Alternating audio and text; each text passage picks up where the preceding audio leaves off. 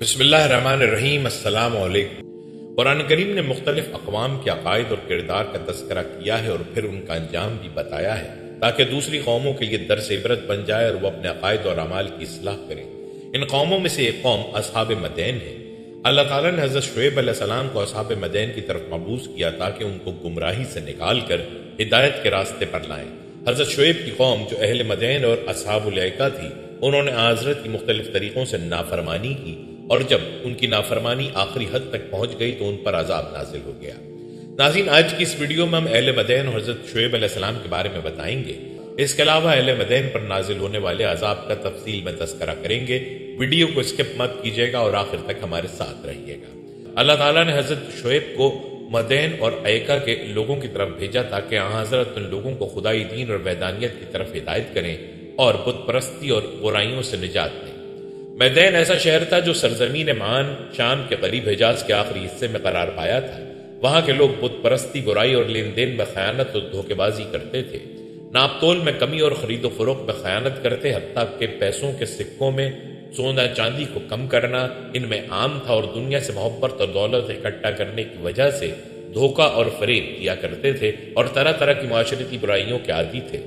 ایکا مدین کے قریب آباد اور درختوں سے بھرا ہوا گاؤں تھا۔ وہاں کے لوگ بھی مدین کے لوگوں کی طرح برائیوں میں ڈوبے ہوئے تھے۔ اللہ تعالیٰ نے مدین کے لوگوں میں سے حضرت شعیب علیہ السلام کو نبوت کے لیے مبعوث کیا تاکہ ان کو اور ان کے آس پاس والے لوگوں کو گناہوں سے نکال کر توحید کی طرف پکاریں۔ آپ اس وقت مدین بھیجے گئے تھے جب اہل مدین ناپ تول میں کمی کرتے تھے اور قسم قسم کی سرکشیوں اور نافرمانیوں میں ڈوبے ہوئے تھے۔ شعیب علیہ السلام میکائیل کے بیٹے تھے اور میکائیل یشجر کے اور یشجر مدین کے اور مدین ابراہیم علیہ السلام کے بیٹے تھے۔ شعیب علیہ السلام نابینا ہو گئے تھے، چونکہ اپنی قوم سے خطاب کرنے میں آپ کا کمال تھا، اس لیے آپ کا لقب ختیم الانبیاء ہوا۔ آپ کی قوم کافر بھی تھی اور ناپتول میں بھی کمی کرتی تھی۔ حضرت شعیب کے علاوہ اور کوئی نبی دو امتوں کی ہدایت کے لیے نہیں بھیجا گیا۔ ایک امت ان کی یہ قبیلہ ہے جس کا نام مدین ہے، اور شعیب علیہ السلام بھی اسی قبیلے میں سے ہی تھے۔ اسی واسطے اللہ تعالیٰ نے شعیب علیہ السلام کو اس قبیلے کا بھائی فرمایا ہے، اور دوسری امت بن کے رہنے والے لوگ ہیں جن کو سورہ شعراء میں اصحاب الایکہ فرمایا ہے، اور بعض مفسرین کنویں والے لوگوں کو بھی جن کو سورہ فرقان اور سورہ قاف میں اصحاب الرس فرمایا ہے، ان کی ہی امت میں شمار کر کے یوں کہتے ہیں کہ شعیب علیہ السلام تین امتوں کی ہدایت کے لیے بھیجے گئے ہیں۔ نبوت رسالت وہ انعام الہی ہے جس کا کوئی نیب البدل نہیں۔ اللہ پاک نے حضرت شعیب علیہ السلام کو اس عظیم نعمت سے مشرف فرمایا، معجزات سے نوازا اور اپنی رحمت سے آپ اور اہل ایمان کو دنیاوی عذاب سے محفوظ رکھا۔ حضرت شعیب کو باکمال معجزات سے نوازا گیا۔ آپ کا ایک معجزہ یہ تھا کہ آپ نے حضرت موسیٰ علیہ السلام کو بکریاں تحفے میں دیں اور فرمایا کہ یہ بکریاں سفید اور سیاہ بچے جنیں گی، چنانچہ جیسے ہی آپ صلی اللہ علیہ وسلم نے فرمایا ویسے ہی ہوا۔ ناظرین، قرآن کریم میں حضرت شعیب اور ان کی قوم کا تذکرہ 11 مقامات پر آیا ہے۔ سورہ الاعراف، سورہ ہود، سورہ الحجر، سورہ الشعراء اور سورہ عنکبوت میں آپ کا ذکر موجود ہے۔ حضرت شعیب جس قوم کی طرف مبعوث فرمائے گئے، قرآن کریم میں سے اہل مدین، اصحاب مدین اور اصحاب ایکا کے نام سے پکارا گیا ہے۔ ناظرین، مدین ایک قبیلے کا نام ہے اور اسی قبیلے کے سبب بستی کا یہ نام مشہور ہو گیا۔ دراصل حضرت ابراہیم علیہ السلام کے ایک بیٹے کا نام مدین تھا اور ان کی نسل کو اہل مدین کہا جاتا ہے۔ وہ حضرت ابراہیم علیہ السلام کی تیسری بیوی قطورہ کے بدن سے تھے اور اسی لیے یہ خاندان بنی قطورہ کہلاتا ہے۔ حضرت ابراہیم کے بیٹے مدین اپنے اہل و عیال کے ساتھ اپنے سوتیلے بھائی حضرت اسماعیل کے قریبی حجاز میں آباد ہو گئے تھے۔ یہ جگہ بحیرہ قلزم کے مشرقی کنارے اور عرب کے شمال مغرب میں شام سے متصل حجاز کے آخری حصے میں واقع تھی۔ حجاز سے شام، فلسطین اور مصر کے سفر کے دوران قبیلہ مدین کی اس بستی کے کھنڈرات دکھائی دیتے ہیں، جبکہ مدین نام کا ایک شہر آج بھی مشرقی اردن کی بندرگاہ معان کے قریب موجود ہے۔ دنیا میں جتنے بھی انبیاء کرام مبعوث فرمائے گئے، ان کی دعوت کا مشترکہ مقصد حقوق کی باحسن طریقے سے ادائیگی کی تعلیم ادا کرنا تھا۔ حقوق دو قسم کے ہیں، ایک حقوق اللہ یعنی اللہ کی عبادت اور اس کی ہدایت پر عمل، اور دوسرا حقوق العباد جس کا تعلق انسانوں سے ہے۔ دنیا میں قوم لوط کے بعد قوم شعیب وہ قوم تھی جو دونوں حقوق پامال کر رہی تھی۔ ایک طرف وہ اللہ اور اس کے رسول پر ایمان نہ لا کر حقوق اللہ کی خلاف ورزی کر رہی تھی، تو دوسری طرف ناپ تول میں کمی، لوٹ مار، راہزنی، ڈرانا دھمکانا، زمین پر فساد جیسے گناہوں جرائم کی مرتکب ہو کر حقوق العباد کی دھجیاں بکھیر رہی تھی۔ قرآن کریم میں قوم شعیب کے 3 طرح کے ایوب کا تذکرہ ملتا ہے۔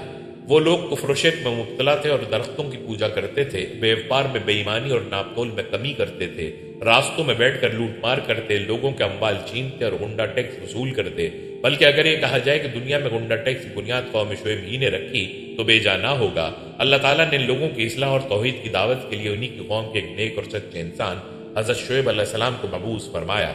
قرآن پاک سورہ الاعراف آیت نمبر 85 میں ارشاد باری تعالیٰ ہے، اور ہم نے مدین کی طرف ان کے بھائی شعیب کو بھیجا۔ پچھلی قوموں کی طرح قوم شعیب میں بھی مشرکانہ رسم و قائد کا دورہ تھا۔ حضرت شعیب نے پہلے انہیں توحید کی دعوت دی، پھر ان کی حرکتوں پر انہیں متنبہ کیا۔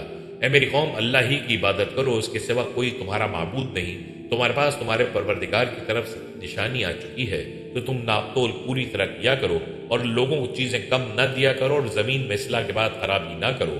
اگر تم صاحب ایمان ہو تو سمجھ لو کہ یہ بات تمہارے حق میں بہتر ہے، اور ہر راستے پر مت بیٹھا کرو۔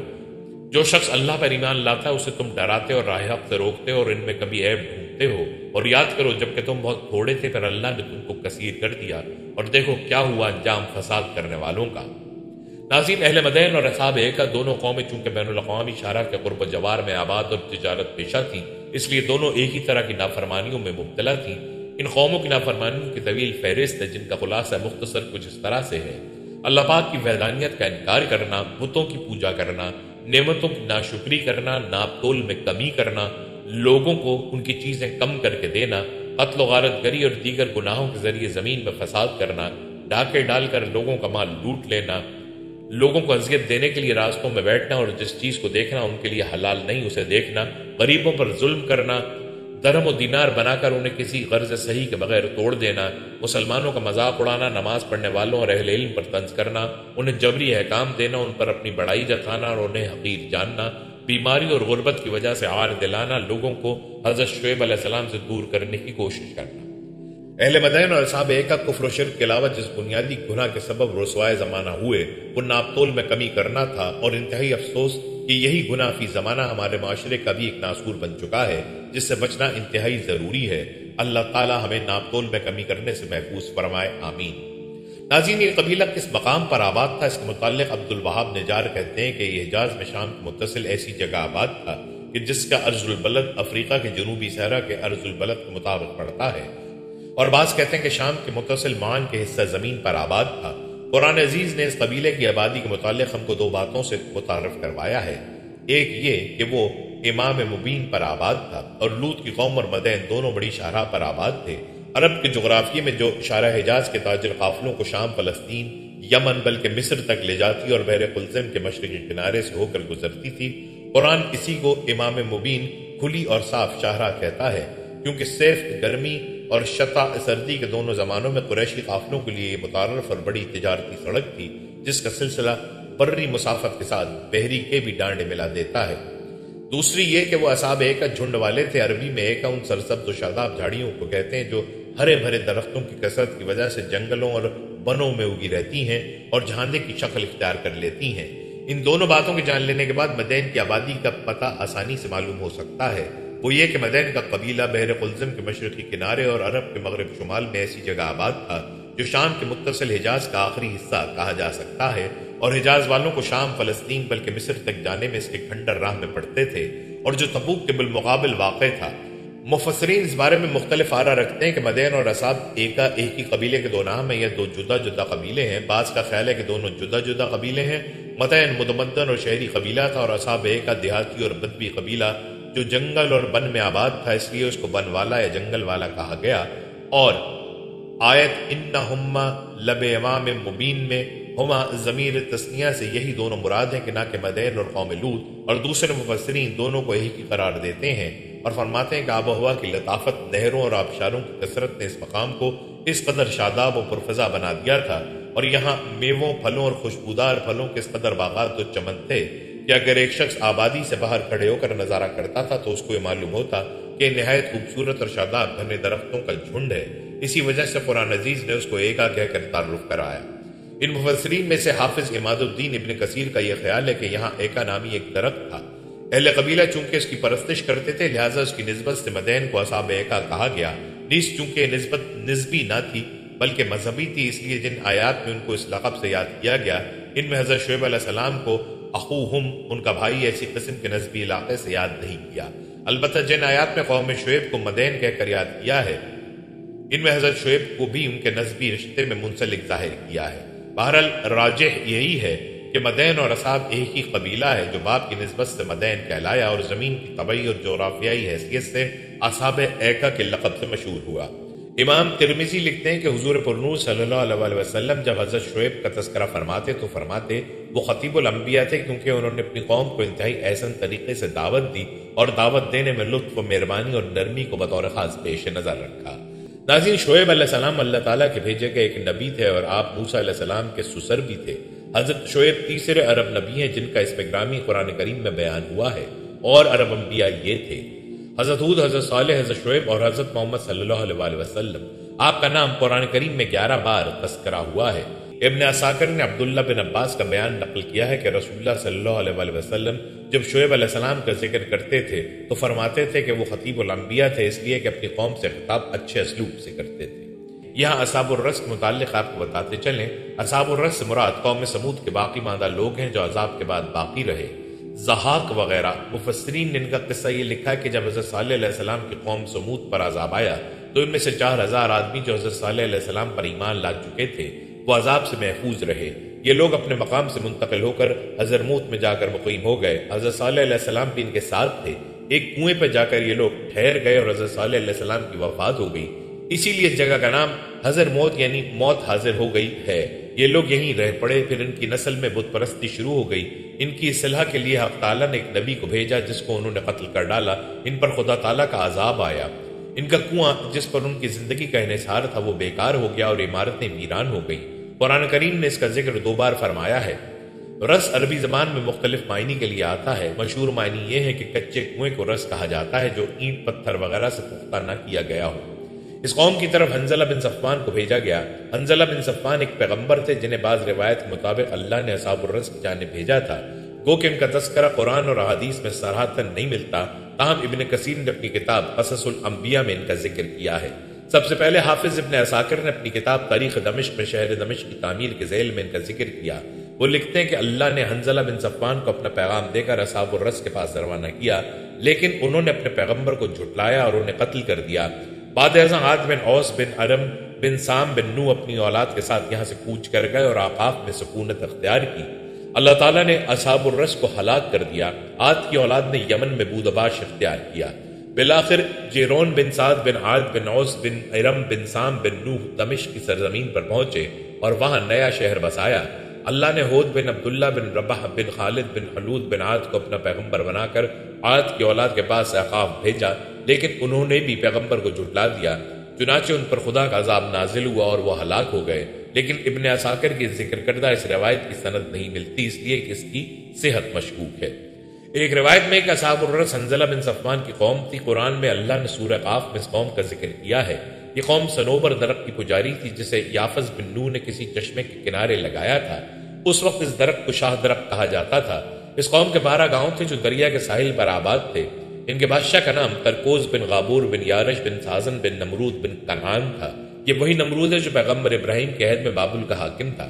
تاہم یہ کوئی یقینی بات نہیں ہے کہ حنظلہ انہی اصحاب الرس کے پیغمبر تھے، کیونکہ بعض روایات میں اس قوم کو انطاکیہ بتایا گیا ہے جنہوں نے حبیب النجار کو قتل کر کے کنویں میں پھینک دیا تھا۔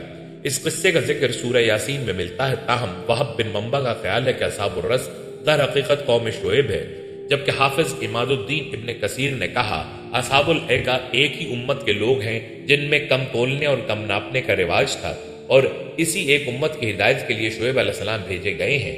یہ لوگ پیڑوں کی بھی پوجا کیا کرتے تھے، اس واسطے ان کو اصحاب الایکا یعنی پیڑوں والے کہہ کر جو سورہ شعراء میں بتا دیا ہے۔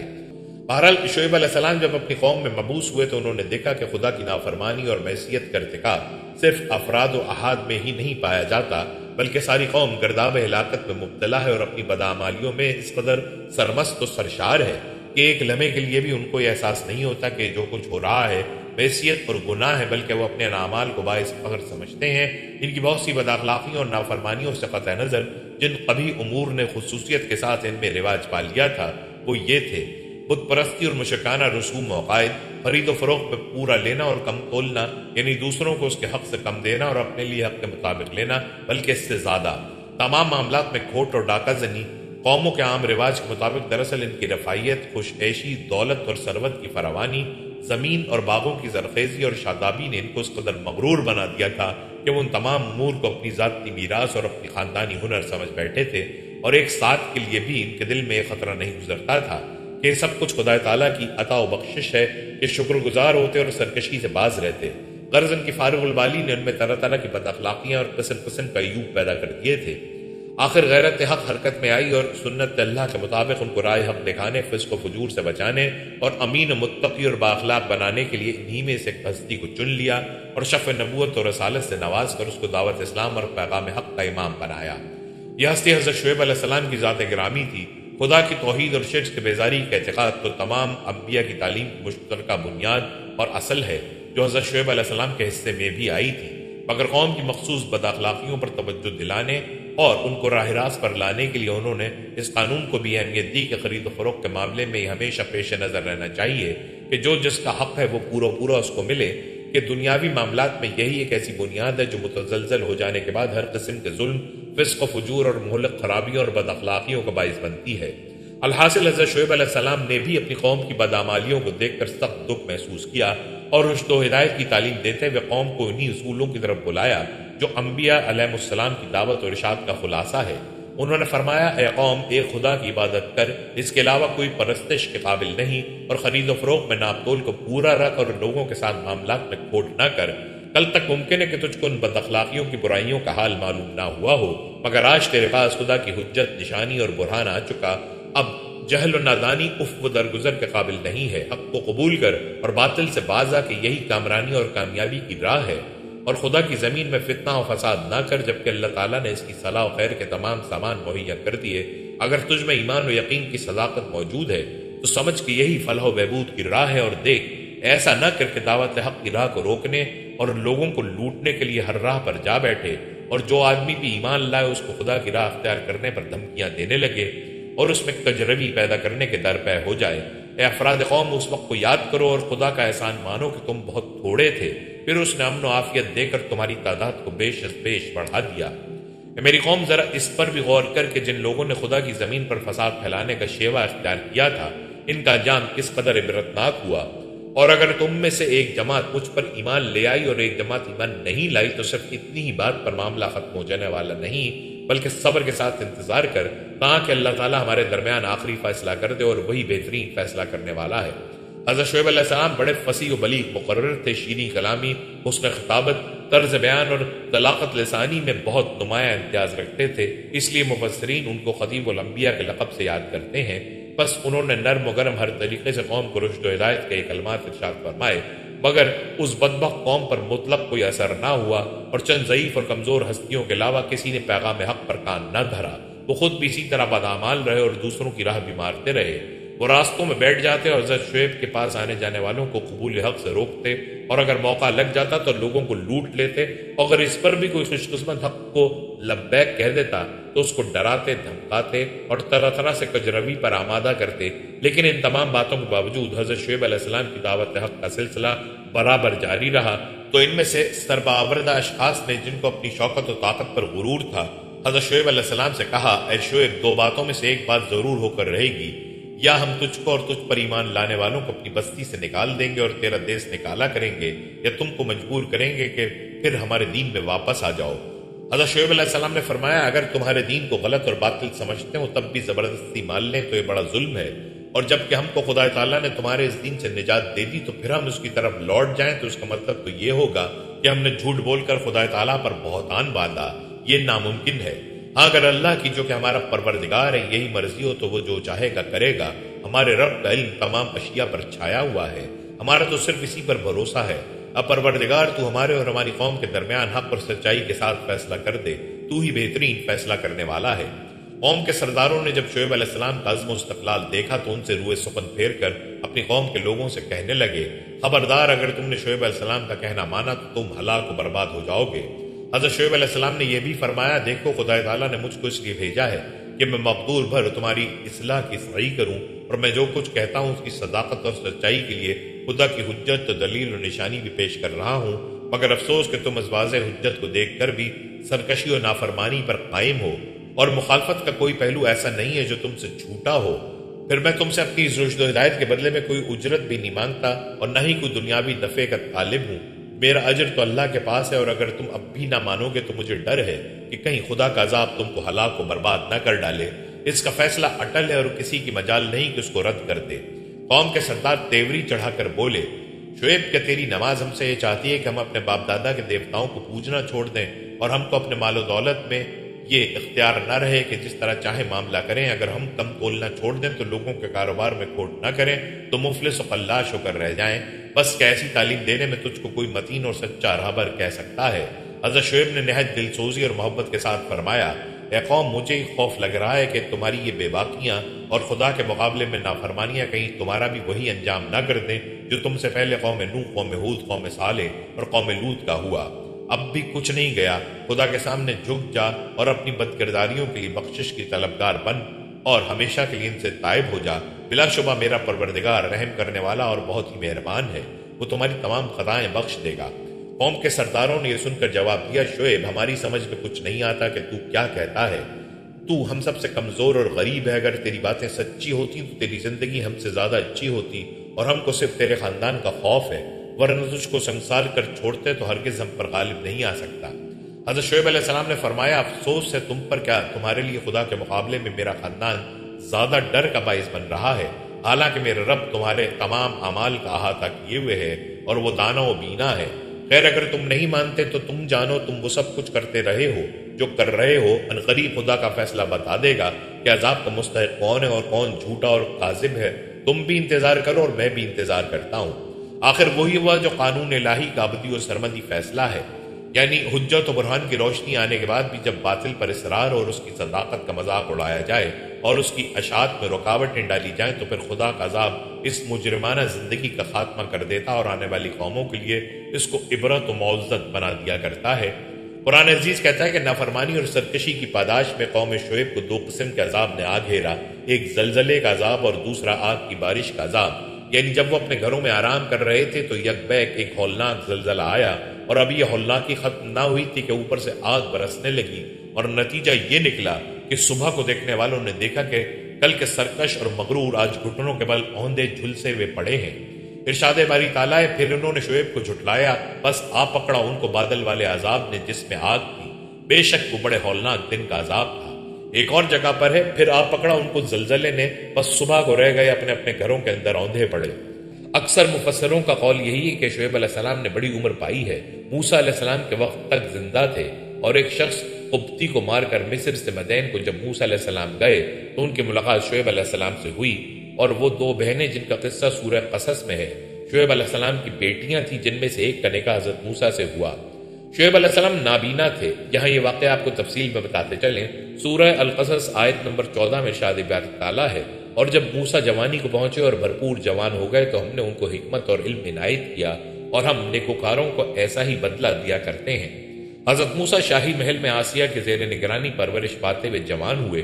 آپ نہایت خوبصورت، طاقتور، سمجھدار اور دانا انسان تھے، اور مصر میں فرعون کے لپالک بیٹے کے طور پر مشہور تھے۔ اسی وجہ سے ان کا رعب و دبدبہ بھی بہت تھا۔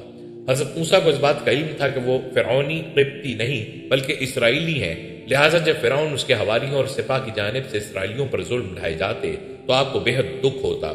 اکثر اس ظلم کے خلاف آواز بھی بلند کرتے اور بے قصور اسرائیلیوں کی مدد بھی کرتے۔ ایک دن حضرت موسیٰ محل سے نکل کر شہر کا گشت کر رہے تھے۔ آپ نے دیکھا کہ ایک قبطی کسی اسرائیلی کو بری طرح زد و کوب کر رہا ہے۔ یہ منظر دیکھ کر آپ رک گئے۔ اسرائیلی نے جب آپ کو دیکھا تو مدد کے لیے پکار اٹھا۔ حضرت موسیٰ دونوں کے قریب گئے اور قبطی کو روکنے کی کوشش کی، لیکن وہ ظلم سے باز نہ آیا۔ آپ کافی دیر تک اسرائیلی کو چھڑوانے کی کوشش کرتے رہے، لیکن قبطی کسی طور پر اسے چھوڑنے کے لیے تیار نہ تھا۔ آخرکار آپ سے ضبط نہ ہو سکا اور اسے ایک مکہ رسید کر دیا، جس سے وہ مر گیا، حالانکہ آپ کی نیت اسے مارنے کی نہ تھی۔ قبطی کے قتل کی خبر فرعون سمیت پورے مصر میں پھیل چکی تھی، لیکن کسی کو قاتل کا پتہ نہ تھا اور سپاہ قاتل کی تلاش میں سرگرداں تھے۔ دوسرے دن حضرت موسیٰ پھر گشت پر نکلے۔ خیال تھا کہ قبطی کے قتل کے رد عمل کا اندازہ ہو سکے۔ ابھی کچھ ہی دور گئے تھے کہ دیکھا وہی اسرائیلی کسی دوسرے قبطی سے جھگڑا کر رہا ہے۔ اس نے جب حضرت موسیٰ کو دیکھا تو پھر مدد کے لیے پکارا۔ آپ نے فرمایا، بے شک تو ہی صریح گمراہ شخص ہے۔ پھر قبطی کو چھڑوانے کے لیے آگے بڑھے۔ اسرائیلی نے سمجھا کہ مجھ پر غصہ کر رہے ہیں اور آج مجھے مار ڈالیں گے، تو وہ فوراً چلا اٹھا، ہے موسیٰ، جس طرح تم نے کل قبطی کو مارا تھا آج مجھے قتل کرنا چاہتے ہو؟ قبطی نے جب یہ سنا تو فوراً فرعون کو خبر بھجوا دی اور فرعون نے حضرت موسیٰ کی گرفتاری کو حکم دے دیا۔ فرعون کے حواریوں کو حضرت موسیٰ کے ہاتھوں قبطی کا قتل کا علم ہوا تو انہوں نے آپ کے قتل کا فیصلہ کر لیا، تاہم وہاں موجود آپ کے ایک ہمدرد نے آ کر آپ کو اس کی اطلاع کر دی۔ قرآن پاک میں ارشاد ہے، اور ایک شخص شہر کی پرلی طرف سے دوڑتا ہوا آیا اور بولا، موسیٰ شہر کے رئیس تمہارے قتل کا مشورہ کر رہے ہیں، بس تم جلدی سے یہاں سے نکل جاؤ، میں تمہارا خیر خواہ ہوں۔ حضرت موسیٰ علیہ السلام وہاں سے نکل کھڑے ہوئے، کہنے لگے، اے پروردگار، مجھے ظالموں کے گروہ سے بچا لے۔ کہتے ہیں کہ حضرت موسیٰ کو کوئی علم نہ تھا کہ کہاں جانا ہے، کیونکہ مصر چھوڑنے کا یہ حادثہ بالکل اچانک پیش آیا تھا۔ چنانچہ اللہ تعالیٰ نے ایک فرشتے کو گھوڑے پر بھیجا جس نے راستے کی نشاندہی کی۔ آپ کئی روز کی مسافت طے کر کے ارض مدین پہنچے اور شہر کے کنارے ایک کنویں کے قریب درخت کے سائے میں بیٹھ گئے۔ اس وقت کنویں پر جانوروں کو پانی پلانے والوں کی بھیڑ تھی۔ آپ نے دیکھا کہ درخت کے پاس دو لڑکیاں بہت دیر سے اپنے جانور لیے کھڑی ہیں اور ان کی باری نہیں آتی۔ حضرت موسیٰ کے پوچھنے پر انہوں نے بتایا کہ ہمارے گھر کوئی جوان نہیں ہے، والد بہت ضعیف ہے۔ جب سب لوگ اپنے جانوروں کو پانی پلا کر چلے جائیں گے تو پھر ہم اپنے جانوروں کو پانی پلائیں گے۔ حضرت موسیٰ سن کر کھڑے ہو گئے۔ آپ جوان بھی تھے اور طاقتور بھی۔ آپ نے لڑکیوں کے مویشیوں کو پکڑا اور لوگوں کے بیچ میں سے راستہ بناتے ہوئے کنویں تک پہنچ گئے۔ کنویں سے پانی نکال کر سب مویشیوں کو سیر ہو کر پلایا اور واپس آ گئے۔ لڑکیوں نے آپ کا شکریہ ادا کیا اور گھر کی طرف چلی گئیں۔ مفسرین نے لکھا ہے کہ حضرت شعیب کی صاحبزادیاں تھیں۔ جب وہ وقت سے پہلے گھر پہنچ گئیں تو حضرت شعیب کو تعجب ہوا اور جلد آنے کی وجہ دریافت کی، جس پر لڑکیوں نے پورا واقعہ بتایا۔ حضرت شعیب خوش ہوئے اور فرمایا، جاؤ اور اللہ کے اس نیک اجنبی بندے کو میرے پاس لے آؤ۔ حضرت موسیٰ کی لمبا سفر طے کر کے مصر سے مدین پہنچے تھے۔ کچھ زیادہ راہ بھی ساتھ نہ تھا، جبکہ سفر کی تھکن اور بھوک سے نڈھال تھے۔ قرآن پاک میں ارشاد ہے، تھوڑی دیر میں ان میں سے ایک عورت شرم و حیا سے چلتی ہوئی ان کی طرف آئی اور کہنے لگی، تمہیں میرے والد بلاتے ہیں کہ تم نے جو ہمارے جانوروں کو پانی پلایا تھا اس کی اجرت دیں۔ جب وہ حضرت شعیب کے پاس آئے اور ان سے اپنا سارا حال بیان کیا تو انہوں نے کہا کہ اب کچھ خوف نہ کرو، تم نے ظالم قوم سے نجات پالی ہے۔ ایک لڑکی بولی، ابا جان ان کو نوکر رکھ لیجئے، کیونکہ بہتر نوکر جو آپ رکھیں وہ ہے جو توانا اور امانت دار ہو۔ انہوں نے موسیٰ سے کہا، میں چاہتا ہوں کہ اپنی دو بیٹیوں میں سے ایک تم سے بیاہ دوں، اس شرط پر کہ تم 8 برس میری خدمت کرو اور اگر 10 سال پورے کر دو تو وہ تمہاری طرف سے احسان ہے اور میں تم پر تکلیف ڈالنا نہیں چاہتا، تم مجھے انشاءاللہ نیک لوگوں میں پاؤ گے۔ حضرت موسیٰ نے شرط کو منظور کر لیا۔ قصہ مختصر، آپ کا حضرت شعیب کی ایک صاحبزادی سے نکاح ہو گیا۔ جب 10 سال مکمل ہو گئے تو آپ نے اپنی والدہ اور بہن بھائیوں سے ملنے کے لیے مصر جانے کا قصد فرمایا اور حضرت شعیب سے رخصت چاہی۔ حضرت شعیب نے اپنی صاحبزادی کے ساتھ کچھ مال مویشی اور زادیرہ دے کر رخصت کیا۔ یوں حضرت شعیب اور حضرت موسیٰ علیہ السلام کے درمیان سسر اور داماد کا رشتہ قائم ہوا۔ ناظرین، حضرت شعیب علیہ السلام کی بیٹیوں کے نام کے متعلق شعیب جیائی نے کہا کہ ان لڑکیوں کے نام صفورہ اور لیہ تھے۔ ابن ساق نے صفورہ اور شرقہ لکھا ہے۔ بعض نے کہا بڑی صفرا اور چھوٹی صفیرہ تھی۔ وہب بن منبع نے کہا کہ بڑی لڑکی کا موسیٰ سے نکاح کرایا تھا۔ اکثر اہل علم نے کہا چھوٹی سے نکاح کر لیا تھا جس کا نام صفورہ تھا، یہی لڑکی موسیٰ کو بلانے گئی تھی۔ بزار اور طبرانی نے حضرت انس کی روایت سے بھی یہی نقل کیا ہے۔ بغوی نے لکھا ہے کہ حضرت ابو ذر کی مرفوع روایت ہے کہ حضرت رسول اللہ نے فرمایا، اگر تم سے دریافت کیا جائے کہ موسیٰ کا نکاح کس لڑکی سے کرایا تھا تو تم کہہ دینا چھوٹی سے کرایا تھا، وہی موسیٰ کے پاس آئی تھی اور اسی نے ان کو بلایا تھا۔ حضرت موسیٰ نے چھوٹی سے ہی نکاح کیا تھا۔ اس واقعے کا تذکرہ بائبل میں ان الفاظ میں موجود ہے کہ صفورہ یترو یعنی حضرت شعیب علیہ السلام کی 7 بیٹیوں میں سے ایک یترو جو ایک قینی چرواہا ہونے کے ساتھ مدین کا کاہن بھی تھا۔ کتاب خروج میں یترو کو راوائل اور باب قضا میں حباب کے نام سے بھی پکارا گیا ہے۔ کتاب گنتی میں حباب کو یترو کا بیٹا یعنی موسیٰ کا سالہ بھی کہا گیا ہے۔ جب بنی اسرائیلی عبرانی مصر میں قید تھے تب موسیٰ نے ایک مصری کو اس بنا پر قتل کر دیا تھا کہ وہ ایک عبرانی کو مار رہا تھا۔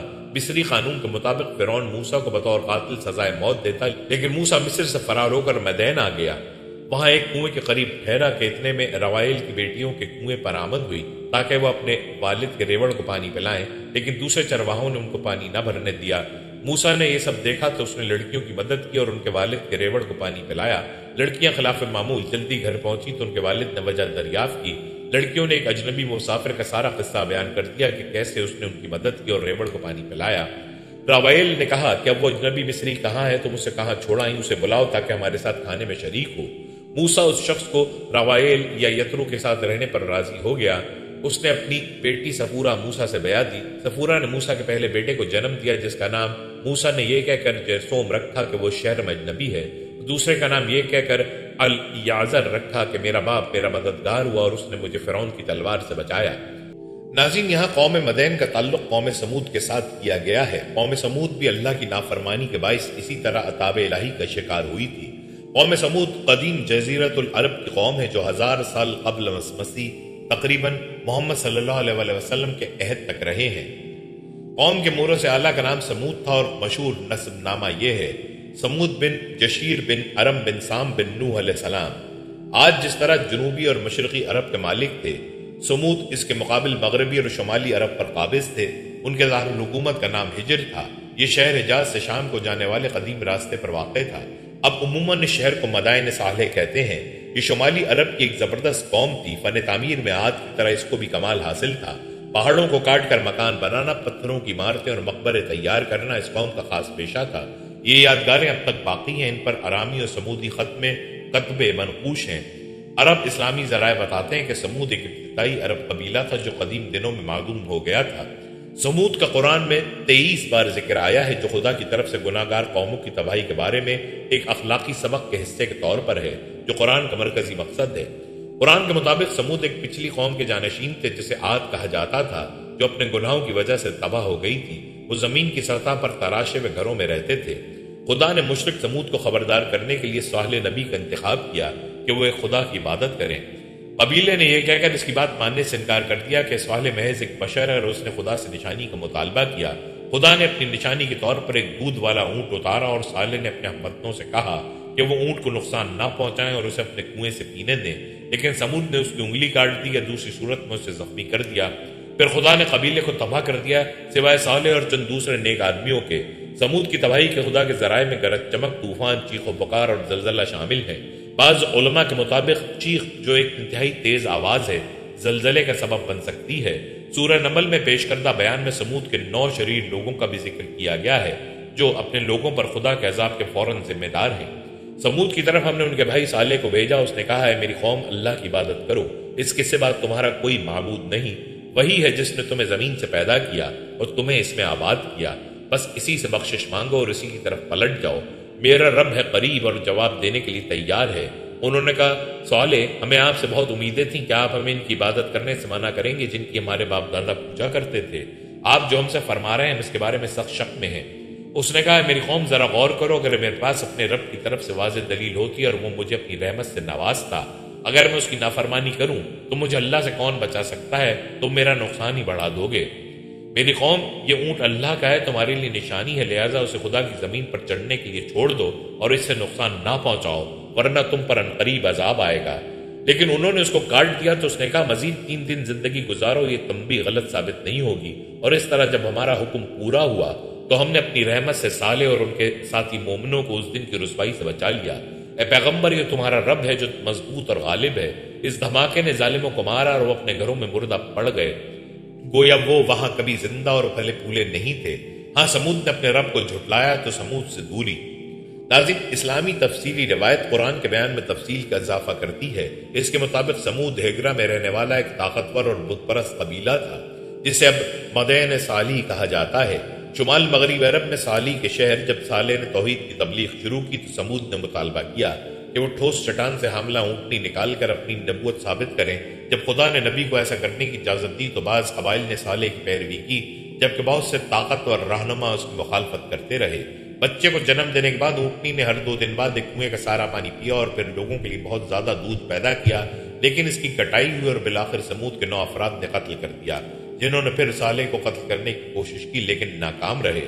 اپنے لوگوں کو بچانے میں ناکام ہونے کے بعد صالح نے خبردار کیا کہ وہ 3 دن کے بعد تباہ ہو جائیں گے۔ پہلے دن ان کی جلد پیلی ہو جائے گی، دوسرے دن سرخ اور تباہی کے آخری دن سیاہ۔ ایسا ہی ہوا اور سمود کو فنا کر دیا گیا۔ مسلمانوں کا روایتی نظریہ یہ ہے کہ سمود کی تباہی ابراہیم کی نبوت سے پہلے ہوئی تھی۔ قرآن کریم سورہ اعراف میں قوم مدین کا تذکرہ ان الفاظ میں کرتا ہے، اور ہم نے قبیلہ مدین کی طرف اس کے بھائی شعیب کو بھیجا۔ اس نے کہا ہے میری قوم کے لوگوں، اللہ کی بندگی کرو، اس کے سوا تمہارا کوئی معبود نہیں، اور ناپ تول میں کمی نہ کیا کرو۔ میں دیکھ رہا ہوں کہ تم خوشحال ہو، یعنی خدا نے تمہیں بہت کچھ دے رکھا ہے، بس کفران نعمت سے بچو۔ میں ڈرتا ہوں کہ تم پر عذاب کا ایسا دن نہ آ جائے جو سب پر چھا جائے گا۔ اور اے میری قوم کہ لوگوں، ناپ تول انصاف کے ساتھ پوری کیا کرو، لوگوں کو ان کی چیزیں ان کے حق سے کم نہ دو، ملک میں فساد پھیلاتے نہ پھرو۔ اگر تم میرا کہا مانو تو جو کچھ اللہ کا دیا کاروبار میں بچ رہے، اسی میں تمہارے لیے بہتری ہے، اور دیکھو میرا کام تو نصیحت کر دینا ہے، میں کچھ تم پر نگہبان نہیں کہ جبرن اپنی راہ پر چلا دوں۔ لوگوں نے کہا اے شعیب، کیا تیری یہ نمازیں جو تو اپنے خدا کے لیے پڑھتا ہے تجھے یہ حکم دیتی ہیں کہ ہمیں آ کر کہیں ان معبودوں کو چھوڑ دو جنہیں ہمارے باپ دادا پوجتے رہے ہیں، یا یہ کہ ہمیں اختیار نہیں کہ اپنے مال میں سے جس طرح کا تصرف کرنا چاہیں، بس تم ہی ایک نرم دل اور رازباز آدمی رہ گئے ہو؟ شعیب نے کہا میری قوم کے لوگوں، کیا تم نے اس بات پر غور نہیں کیا کہ اگر میں اپنے پروردگار کی طرف سے ایک دلیل روشن رکھتا ہوں اور اس کے فضل و کرم کا یہ حال ہو کہ اچھی سے اچھی روزی عطا فرما رہا ہو، تو پھر بھی میں چپ رہوں اور تمہیں راہ حق کی طرف نہ بلاؤں؟ اور میں یہ نہیں چاہتا کہ جس بات سے تمہیں روکتا ہوں اس سے تمہیں تو روکوں اور خود اس کے خلاف چلوں۔ میں تمہیں جو کچھ کہتا ہوں اس پر عمل بھی کرتا ہوں، اس کے سوا کچھ نہیں چاہتا کہ جہاں تک میرے بس میں ہے اصلاح حال کی کوشش کروں۔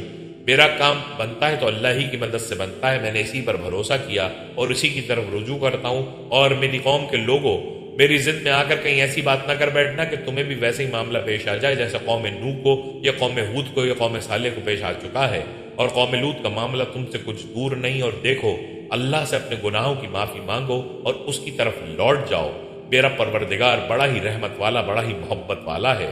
لوگوں نے کہا اے شعیب، تم جو کچھ کہتے ہو اس میں سے اکثر باتیں ہماری سمجھ میں نہیں آتی، اور ہم دیکھ رہے ہیں کہ تم ہم لوگوں میں ایک کمزور آدمی ہو۔ اگر تمہارے ساتھ تمہاری برادری کے آدمی نہ ہوتے تو ہم ضرور تمہیں سنسار کر دیتے، تمہاری ہمارے سامنے کوئی ہستی نہیں۔ شعیب نے کہا ہے میری قوم کے لوگوں، کیا اللہ سے بڑھ کر تم پر میری برادری کا دباؤ ہوا اور اللہ تمہارے لیے کچھ نہ ہوا کہ اسے پیچھے ڈال دیا؟ اچھا، جو تم کرتے ہو میرے پروردگار کے احاطہ علم سے باہر نہیں۔ اے میری قوم کے لوگوں، تم اپنی جگہ کام کیے جاؤ، میں بھی اپنی جگہ سرگرم عمل ہوں۔ بہت جلد معلوم کر لو گے کہ کس پر عذاب آتا ہے، جو اسے رسوا کرے گا اور کون فی الحقیقت جھوٹا ہے۔ انتظار کرو، میں بھی تمہارے ساتھ انتظار کرتا ہوں۔ اور پھر جب ہماری ٹھہرائی ہوئی بات کا وقت آ پہنچا تو ایسا ہوا کہ ہم نے شعیب کو اور ان کو جو ان کے ساتھ ایمان لائے تھے اپنی رحمت سے بچا لیا، اور جو لوگ ظالم تھے انہیں ایک سخت آواز نے آ پکڑا۔ پس جب صبح ہوئی تو اپنے اپنے گھروں میں اوندے پڑے تھے۔ وہ اس طرح اچانک ہلاک ہو گئے گویا ان گھروں میں کبھی بسے ہی نہ تھے۔ تو سن رکھو کہ قبیلہ مدین کے لیے بھی محرومی ہوئی جس طرح سمود کے لیے محرومی ہوئی تھی۔ حضرت شعیب کی قوم بھی عذاب الہی میں مبتلا ہوئی۔ ان کی سب سے بڑی بری خصلت ناپتول میں کمی اور ناقص چیزوں کی فروخت تھی۔ ناقص چیزوں کی فروخت آج کل ہمارے معاشرے میں بھی عام ہے۔ گھی میں ناقص تیل کی ملاوٹ، مرچوں میں سرخ مٹی کی ملاوٹ، دودھ میں پانی اور سنگھاڑے کے پاؤڈر کی ملاوٹ، پیٹرول میں ملاوٹ، سونے میں ملاوٹ، غرض یہ کہ زندگی بچانے والی ادویات تک میں ملاوٹ کی جا رہی ہے۔ جب خریدار ایک چیز کے پورے دام ادا کر رہا ہے تو اس کا حق ہے کہ اسے مطلوبہ چیز بغیر کمی اور نقصان کے پوری حاصل ہو۔ لیکن اب تو شاید ہی بازار میں کوئی ایسی چیز موجود ہو جو پوری طرح ملاوٹ سے پاک ہو۔ آج ہمارے معاشرے میں وہ تمام برائیاں عام ہیں جن کی وجہ سے قوم شعیب عذاب الہی میں مبتلا ہوئی۔ قرآن کریم میں قوم شعیب کا جو قصہ بیان ہوا ہے اس کی امتیازی خصوصیت یہ ہے کہ اس میں تاجروں کی لوٹ کھسوٹ کا ذکر ہوا ہے۔ قوم شعیب کی بستی کا نام مدین تھا اور وہ ایسے مقام پر تھی جہاں چاروں طرف سے تجارتی قافلے اترتے اور اہم لین دین کرتے تھے۔ دولت کی ہوس نے مدین والوں کو اتنا اندھا کر دیا تھا کہ انہوں نے اپنی اشیاء خریدنے اور بیچنے کے پیمانے الگ الگ بنا رکھے تھے۔ ناجائز ذرائع سے کمائی بھی دولت نے مغرور بنا دیا تھا۔ حضرت شعیب علیہ السلام کے بارہا سمجھانے کا بھی اس بدبخت قوم پر مطلق اثر نہ ہوا۔ قرآن کریم میں اللہ تعالیٰ فرماتے ہیں پھر قوم شعیب کو دو قسم کے عذاب نے آ گھیرا، ایک زلزلے کا عذاب اور دوسرا آگ کی بارش کا عذاب۔ یعنی جب وہ اپنے گھروں میں آرام کر رہے تھے تو یک بیک ایک ہولناک زلزلہ آیا اور ابھی یہ ہولناکی ختم نہ ہوئی تھی کہ اوپر سے آگ برسنے لگی۔ نتیجہ یہ نکلا کہ صبح کو دیکھنے والوں نے دیکھا کہ کل کے سرکش اور مغرور آج گھٹنوں کے بل اوندھے جھلسے ہوئے پڑے تھے۔ صرف قوم شعیب کے لوگ ہی نہیں بلکہ ہر زمانے میں بگڑے ہوئے نافرمان اور سرکش لوگوں کا حال ایسا ہی دردناک ہوا ہے۔ یہاں سوال یہ کہ کیا ناجائز منافع خوری کی کمائی سے عمرہ، زکوٰۃ، صدقہ، فطرانہ یا افطاری جائز ہوگی؟ فرمان نبوی صلی اللہ علیہ وسلم ہے کہ جس نے گناہ کے ذریعے مال کمایا اور اس مال سے رشتہ داروں کے ساتھ اچھا سلوک کیا یا صدقہ خیرات کیا یا اس مال سے اللہ کی راہ میں خرچ کیا تو یہ مال تمام کا تمام جمع کر کے جہنم میں اس کے ساتھ پھینک دیا جائے گا۔ غریب عوام کی زمین ہتھیا کر ناجائز منافع خوری کر کے ملاوٹ شدہ اشیاء مہنگے داموں فروخت کر کے اس دولت میں سے کچھ حصہ نکال کر لمبی لمبی سڑکوں کے ساتھ افطار کی لائنیں بنوانے والے عوام کو تو سمجھا دیتے ہیں کہ وہ بہت ہمدرد اور خدا ترس ہیں، لیکن ذات خدا ہر بندے کی نیت اور اعمال پر نظر رکھے ہوئے ہے اور بلا شبہ روز محشر وہ ذات حساب لینے والی ہے کہ کیا افطار دینے سے پہلے زکوٰۃ ادا کی تھی یا نہیں۔ فرمانے باری تعالیٰ ہے، اے میری قوم، انصاف سے ناپ اور تول کو پورا کرو اور لوگوں کو ان کی چیزیں گھٹا کر نہ دو اور زمین میں فساد نہ مچاؤ۔ افسوس کہ ہمارے ملک میں کم تولنا، ڈنڈی مارنا، نفع کے لالچ میں قانونی حدود توڑنا، جھوٹ، افطرہ بازی، اقربا پروری، غرور و تکبر، سود لینا، سود دینا، حسد کرنا، خود کو برتر اور دوسروں کو کمتر سمجھنا، دوسروں کے حقوق کی حق تلفی کرنا اور چیزوں میں ملاوٹ کرنا عام ہے، جسے لوگ برائی شمار ہی نہیں کرتے۔ ایک ایک بات جس کے نتیجے میں قومیں تباہ و برباد کر دی گئیں، آج ہمارے معاشرے میں عام نظر آتی ہیں۔ فرمان نبوی صلی اللہ علیہ وآلہ وسلم ہے، جو شخص ناپ تول میں خیانت کرے گا اس کو دوزخ کے نچلے طبقے میں ڈال دیا جائے گا، جہاں اس کی جگہ آگ کے دو پہاڑوں کے درمیان ہوگی۔ جس طرح ناپ تول میں کمی کرنا حرام ہے، اسی طرح کم گن کر دینا بھی حرام ہے۔ کپڑا یا زمین اگر ان کی پیمائش میں 1 سینٹی میٹر بھی کمی کی گئی ہو تو اسے بھی گناہ اور حرام کہا گیا ہے۔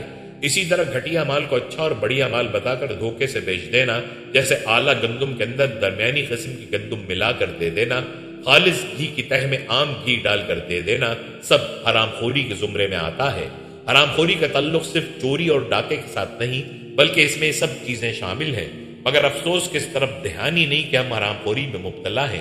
جس طرح کوئی تاجر کم ناپ کر دوسرے کا حق مار کر حرام کماتا ہے، اسی طرح وہ ملازم اور مزدور بھی حرام کما رہا ہے، جو اپنی تنخواہ اور اجرت تو پوری لیتا ہے لیکن ڈیوٹی میں کمی کرتا ہے، جیسے دیر سے آنا، جلدی واپس جانا یا ڈیوٹی کے اوقات میں زیادتی کام کرنا۔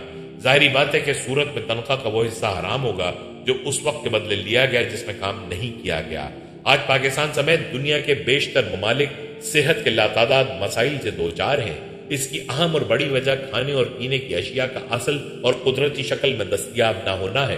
اچھی صحت کے لیے اشیاء خورد و نوش کا اچھا اور پاک صاف ہونا ضروری ہے، مگر ہمارے ہی جیسے کچھ مفاد پرست دنیا کے لالچ میں مبتلا لوگوں کی وجہ سے آج حالات کچھ اور ہیں۔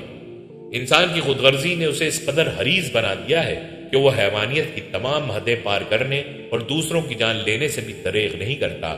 ہر دوسرے روز جعلی ادویات اور ناقص تیل کی فیکٹریوں کو سیل کر دینے کی خبریں موجود ہوتی ہیں، مگر پھر بھی یہ کاروبار جاری و ساری ہے۔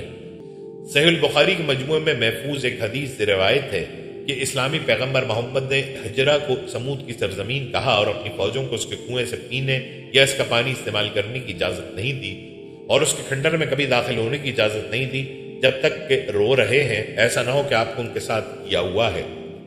ہیگرا کے پتھر کی تعمیرات دراصل نباتی دور کی ہیں، خاص طور پر پہلی صدی عیسوی کی ہیں۔ 9ویں صدی کے مسلمان عالم ابن سعد کا خیال تھا کہ سمود نباتی تھے۔ امام امیہ بن ابی سلط سے منسوب ایک نظم جو محمد کے ہمسر مکی تھے، جس نے اسلام قبول کرنے سے انکار کیا تھا، اس میں اونٹ اور سمود کا حوالہ دیا گیا ہے۔ امیہ کے کھاتے میں کوئی صالح نہیں ہے، اس کے بجائے اونٹ کو ایک مخصوص ملعون احمر کے ذریعے مارا جاتا ہے اور اونٹ کا بچڑا ایک چٹان پر کھڑا ہو کر سمود پر لعنت بھیجتا ہے، جس سے قبیلے کی تباہی ہوتی ہے، سوائے ایک لنگڑی عورت کے جو تباہی کا پیغام پھیلانے کے لیے بچ جاتی ہے۔ آیا نظم حقیقی طور پر امیہ کی ہے یا اسلام کے بعد کی تخلیق ہے، یہ بحث کا موضوع ہے۔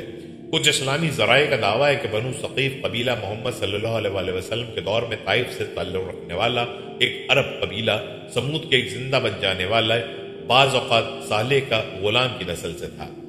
قوم پر عذاب آتا دیکھ کر حضرت شعیب علیہ السلام اور ان کے ساتھی یہاں سے چل دیے۔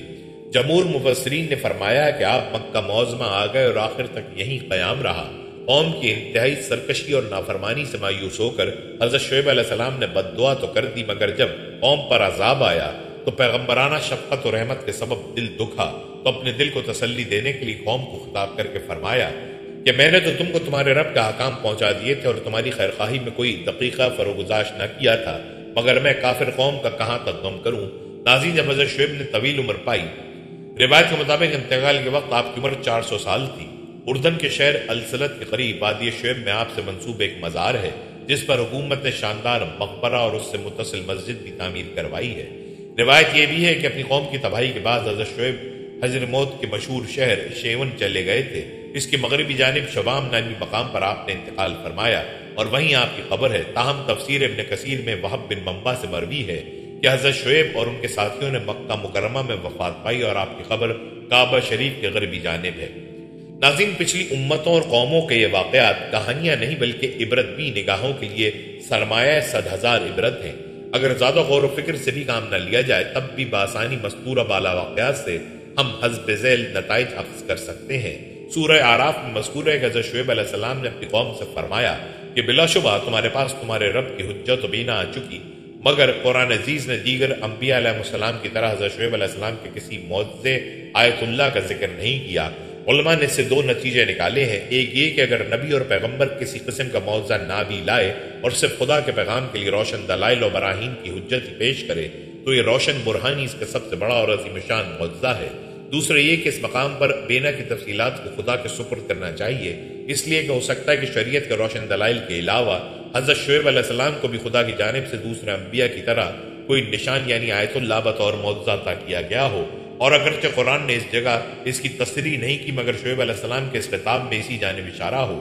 ہماری غلطیوں میں سب سے بڑی مہلک غلطی عرصے سے یہ رہی ہے کہ ہم قرآن عزیز کی تعلیم سے اکثر غافل ہونے کی وجہ سے یہ سمجھ بیٹھے کہ اسلامی زندگی کے ارکان میں صرف عبادات ہی اہم رکن ہے اور معاملات میں درست کاری اور اصلاح معاشرت کو اسلام میں کوئی خاص اہمیت حاصل نہیں ہے۔ یہی وجہ ہے کہ موجودہ دور میں فساق امت کا تو ذکر ہی کیا، اکثر اتقیاء اور پرہیزگار بھی حقوق العباد اور معاملات میں بے پرواہ نظر آتے ہیں، مگر حقوق العباد کی حفاظت، معاشرتی درستکاری اور معاملات میں دیانت و امانت کو اسلام میں کس درجہ اہم شمار کیا گیا ہے وہ اس سے ظاہر ہو سکتا ہے کہ اللہ تعالیٰ نے ایک جلیل القدر پیغمبر کی بعثت کا مقصد اسی کو قرار دیا اور ان کو انہی امور کی اصلاح حال کے لیے رسول بنا کر بھیجا۔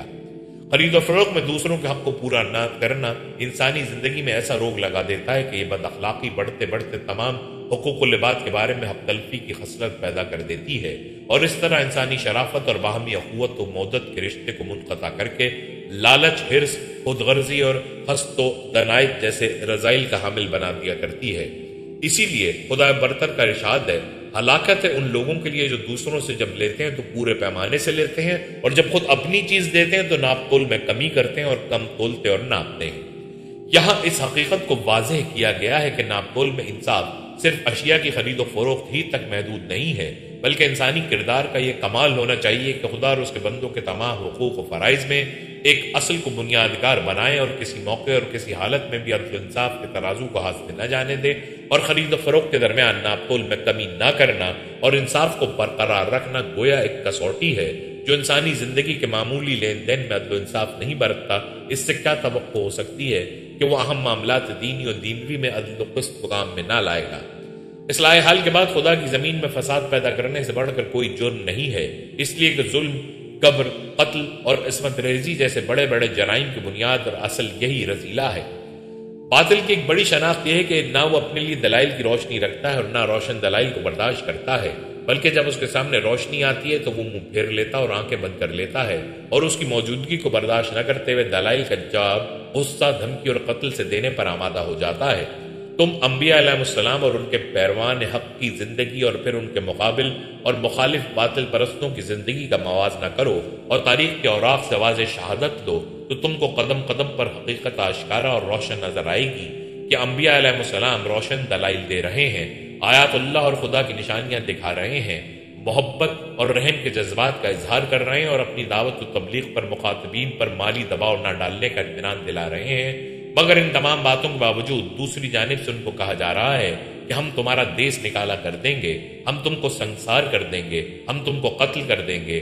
اگر خدا کے پیغمبر آخری طور پر یہ کہتے ہیں کہ اگر تم ہماری آواز پر لبیک نہیں کہتے تو کم از کم ہمارے وجود کو برداشت کرو اور اتنا تو صبر کرو کہ خدا تمہارے اور ہمارے درمیان حق و باطل کا خود فیصلہ کر دے، تو دوسری جانب سے اس کے جواب میں بھی انکار، تمسخر اور یہ مطالبہ پیش ہوتا ہے کہ بس اب تم اپنی نصیحت ختم کرو اور اگر سچے ہو تو جس عذاب سے ڈرتے ہو وہ ابھی لے آؤ، ورنہ تو ہم ہمیشہ کے لیے تمہارا اور تمہارے مشن کا خاتمہ کر دیں گے۔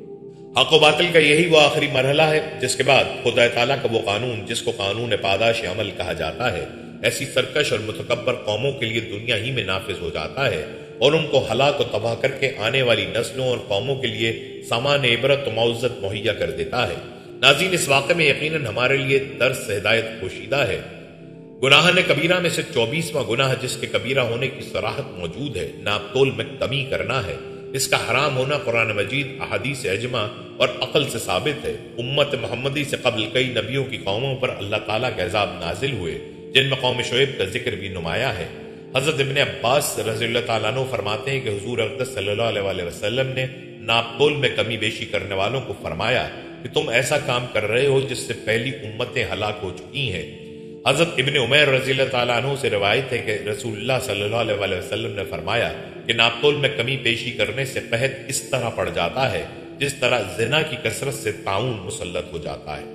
ہمارے معاشرے میں موجود بعض مفاد پرست مردہ ضمیر عناصر صرف اور صرف اپنی جیبیں بھرنے کے لیے معصوم لوگوں کی زندگیوں سے کھیلنے میں مصروف عمل ہیں۔ ان کو خوف خدا ہے نہ فکر آخرت۔ حدیث مبارکہ ہے کہ جب بھی وہ ناپ تول میں کمی کرتے ہیں ان کو قحط سالی، روزگار کی تنگی اور بادشاہ کے ظلم کے ذریعے سزا دی جاتی ہے، اور جو لوگ ناپ تول میں کمی کرتے ہیں ان کی روزی سے برکت ختم کر دی جاتی ہے، اور پھر وہ روزی کے لیے در در کی ٹھوکریں کھاتے پھرتے ہیں، لاکھوں روپیہ گھنٹوں میں کماتے ہیں، مگر ان کے دل کا چین اور روح کا سکون چھین لیا جاتا ہے، اور کچھ پتہ نہیں چلتا کہ دولت کدھر سے آئی اور کہاں گئی۔ تجارت پیشہ دیانتداری ہے، مگر چند لوگوں نے ذاتی مفاد کی خاطر اس پیشے کو بدنام کر کے رکھا ہوا ہے۔ کرپشن آج ہمارے معاشرے کا سب سے بڑا اور سنگین مسئلہ ہے، جو لوگوں کی بددیانتی اور خیانت کی وجہ سے عام ہے۔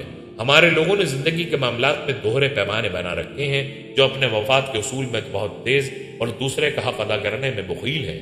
ہم میں سے بیشتر لوگوں نے زندگی کے ہر شعبے میں ان خود ساختہ دوہرے پیمانوں کو اختیار کیا ہوا ہے، اور اپنے آپ کو حدیث مبارکہ میں دی گئی اس سنگین وعید کا مستحق بنا رکھا ہے۔ آج ہمارا معاشرہ بے چینی اور پریشانیوں کا شکار ہے، اور یوں ہی رہے گا جب تک ہمیں قرآن و حدیث میں بار بار دی جانے والی وعید سے ڈر نہ لگے۔ جب تک ہمارے معاشرے میں کمزور کی حق تلفی، بدعنوانی اور غبن جیسے سنگین جرائم میں کمی واقع نہ ہوگی، تب تک ہمارا معاشرہ یوں ہی مفلسی اور پریشانیوں کا شکار رہے گا۔ ناظرین، قرآن کریم اور احادیث نبویہ کی مذکورہ بالا تعلیمات کی روشنی میں اگر ہم آج کل کے اپنے معاشی اور اقتصادی حالات کا جائزہ لیں تو ہمیں یہ بات روز روشن کی طرح واضح نظر آتی ہے کہ آج ہماری زندگی سے جو راحت و سکون اٹھ گیا ہے، ہماری آمدنیوں سے جو خیر و برکت نکل گئی ہے، اور ہمارے معاشی و اقتصادی حالات جو زوال پذیر ہو گئے ہیں، من جملہ دیگر وجوہات کی ان کی ایک اہم اور بڑی وجہ یہ بھی ہے کہ ہم لوگ سوداگری و بے وپاری میں ناپ تول میں کمی بیشی سے کام لیتے ہیں۔ قرآن مجید میں اللہ تعالیٰ نے گزشتہ لوگوں کے ناپ تول میں کمی کرنے والے لوگوں کے حالات و واقعات سنا کر ہمیں ان سے عبرت حاصل کر کے صحیح طرح سے ایمانداری کے ساتھ سوداگری و بے وپاری اور تجارت کرنے کی تعلیم دی ہے۔ اللہ پاک ہم سب کو اپنی نافرمانیوں سے بچا کر اپنی راہ پر چلنے کی توفیق عطا فرمائے، آمین۔ ناظرین، یہ تھی ہماری آج کی ویڈیو۔ ہم امید کرتے ہیں کہ آپ کو ہماری یہ ویڈیو ضرور پسند آئی ہوگی۔ اگر آپ کو ہماری آج کی ویڈیو پسند آئی ہے تو آپ سے گزارش کرتے ہیں کہ آپ ہمارے چینل کو ضرور سبسکرائب کر لیں، اور ساتھ ہی لگے بیل کے بٹن کو بھی پریس کر لیں تاکہ آپ کے پاس ہماری آنے والی مزید معلوماتی ویڈیوز کو نوٹیفیکیشن پر وقت ملتا رہے۔ سبسکرائب کے ساتھ ساتھ ہماری ویڈیو کو لائک بھی کریں اور اپنی قیمتی رائے کا اظہار کمنٹس میں ضرور کریں۔ کمنٹس میں آپ اپنے سوالات بھی ہم تک پہنچا سکتے ہیں۔ اللہ تعالیٰ آپ کو اپنے حفظ و امان میں رکھے، آمین۔